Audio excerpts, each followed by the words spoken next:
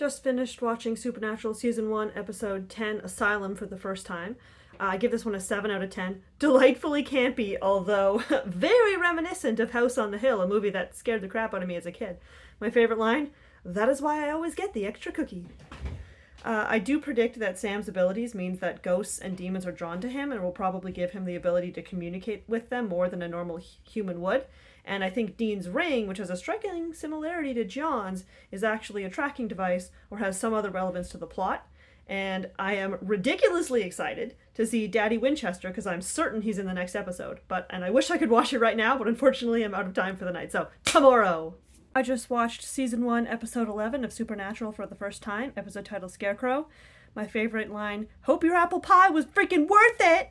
And I give this one an 8 out of 10 because, oh boy, did we ever learn a lot. This was a spicy episode. So firstly, we know that John is most likely searching for the fire demon and doesn't want his sons to follow. I predict that he has to sacrifice a loved one to kill or find the fire demon, and this episode was foreshadowing his eventual choice of dying instead of his chosen sacrifice, whoever that is.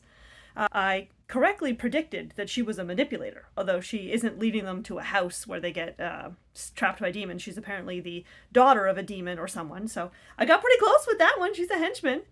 I say that she intends to split Sam and Dean apart, and we will see her again, obviously. And I am doubling down on Indiana as the location of the final confrontation because it just keeps coming up. I mean, maybe it's just proximity because they're driving, but it keeps coming up! Just finished watching Season 1, Episode 12 of Supernatural, Faith, for the first time. Great episode. I give it an 8 out of 10. My favorite quote, "I'm not going to die in a hospital where the nurses aren't even hot." I'm with you there, Dean. I do think that Daddy Winchester must have some ability to tell the future. Otherwise, he almost certainly would have shown up if he thought his son was in legitimate danger of dying. There's no way. I don't think he's that evil. In every show, there's usually a negative character arc for a character, especially if a show goes on for a long time. So like Dark Willow in Buffy.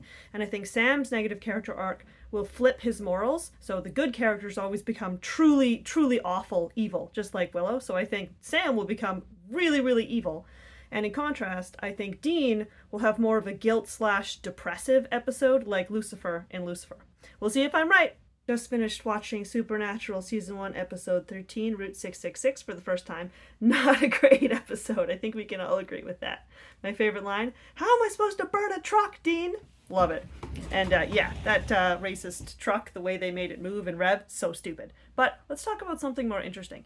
As someone who's written 10 romance books, who do I think Dean's ideal love interest in is, as someone who hasn't watched the rest of the show? So firstly, I think whoever it is, they need to be very patient to deal with Dean's temper.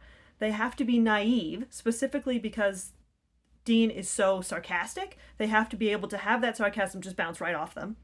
And they have to be very soft-hearted to go against Dean's crass nature, the way he's always striking out at people. So I'm looking for something that's a little bit the opposite of that. To complement each other.